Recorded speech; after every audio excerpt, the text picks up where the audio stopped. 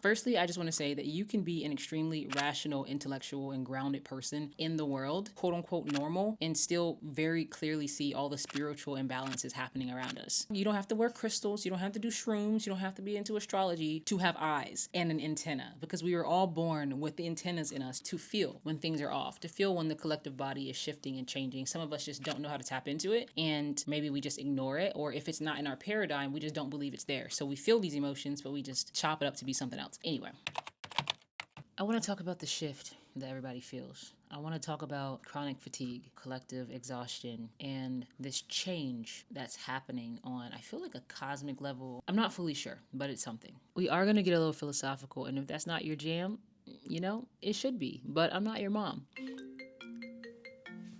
You recording? Okay, love you.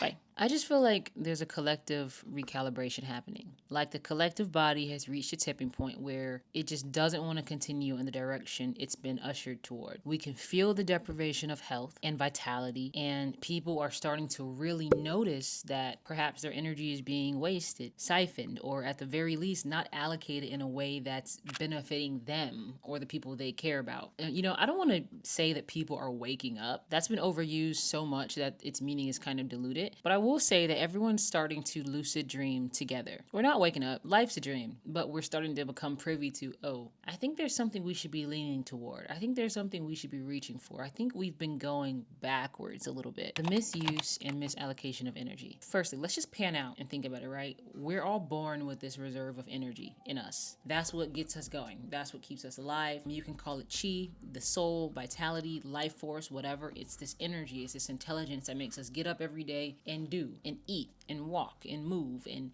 make decisions, because we just have this innate thing that we want to grow, achieve things, we want to stay alive, we want to, just this energy that makes us move, this reserve, this resource that you've inherited so that you can maneuver through this life experience. Think of it like a video game or like Sims, where you're given this energy bar so that you can play the game. You're kind of meant to keep an eye on this bar. You're meant to learn how to replenish it when it's low, but ultimately try to make good use out of the energy that you have. Use it to progress in the game and expand. We really do have a reserve of energy, very similar to those games. However, the way the world has been captured and controlled, the way I see it is essentially like, imagine if you have certain groups of people who just have so much leverage, who have access to so much information, and it's like the ultimate leverage, and gatekeep this information from the masses so that people don't have access to these realms of thought, these realms of expansion. That's essentially what's happened, and that causes a huge imbalance of energy on the planet. This greed, subjugation of people, and turning the plebes, the masses, into batteries, essentially. It's like, yes, it's benefited small groups of people for generations, the people who have access to these other realms and paradigms. It's benefited them by way of them having complete access to resources where money and things aren't even a concept to them. They just own the world by way of systems that they've created, but I won't go down that tangent. It's created an imbalance, like a real true imbalance on the planet. We're talking about energy. We're talking about the collective, and I feel it. I've always felt it. Moral of the story, if you're an average plebeian, most of your energy, that's yours, that you were sent here with. You're not even able to use it how you'd like. You're not able to use it for your own well-being and your own enjoyment, and just imagine if you could just use all your reserves, take a piece of it to engage in community and support community and allow community and healthy societal structures to continue, a piece of work. I do think part of our energy is meant to go toward work. Like, all our cells in the body are working in different ways. We are meant to work, but not work in the way that we understand work to be. The way we are working, we aren't really working. We are being worked. Does that make sense? We're being used as batteries by entities bigger than us, and we aren't doing things in a way that are actually, a lot of people aren't doing things where they can feel their contribution, where they're helping the world. They don't feel like they're working toward a cause that is for the net good, like the net cosmic good. They're just doing stuff to help rich people become richer. You know what I'm saying? So there are different kinds of work, and maybe I'll get into that in a different video. I do think this life experience is about work, but not this work that we're doing, not being being worked by entities.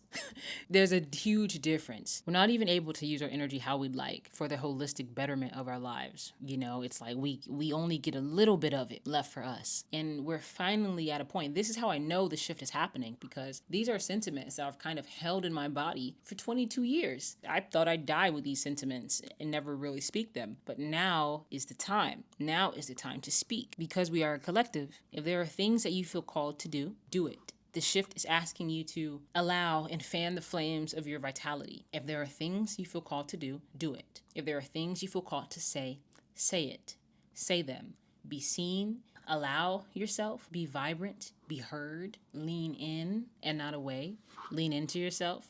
Be fearless. This is that moment. This is what determines where we go. Love yourself. Fall deeply, deeply, deeply, deeply, deeply in love with yourself. Like, work through anything that feels uncomfortable and remove any barriers that prevent you from being absolutely in love with yourself. Get to that place and move with that vibration. Move with that energy. Love yourself. Love people. Prioritize your health and love. Take your attention back. Don't allow yourself to be worked and siphoned by entities that you can't see. That's what I feel like the shift is. I can't, now project and say where things are going definitively. We're in a moment where every decision we make and every vibration we decide to attune to is going to kind of determine the next moment. What we do, how we behave, how we breathe, how we sit in our chairs, how we calculate our next move is what determines what's going to happen. So I can't see the future. I can see right now. And this is what I see right now. I see a crucial moment in history. I see a pivotal moment in our collective spirit. I see an opportunity for collective breath.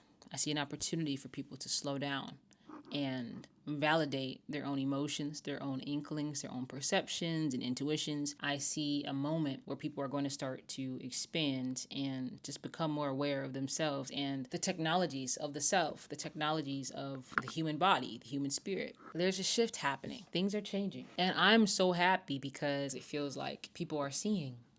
So this was a little bit of a random video. I hope it was coherent in some ways. Leave a comment if you had any thoughts. Leave a comment telling me if you think I'm crazy. That's cool too. It helps the algorithm.